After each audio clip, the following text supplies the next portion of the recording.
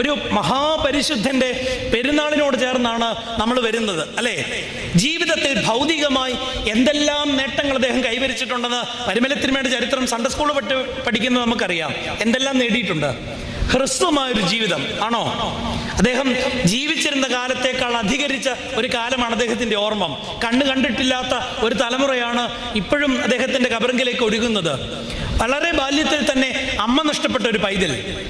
ഞാനൊരു സന്യാസ പുരോഹിതനാണ്, എങ്കിലും എൻ്റെ എപ്പോഴും ജീവിതത്തിലെ ഒരു പ്രാർത്ഥന ഇതാണ്: എൻ്റെ അമ്മ മരിക്കുന്നതിന് മുമ്പ് കാരണം എനിക്ക് ചിന്തിക്കാൻ കൂടെ കഴിയത്തില്ല.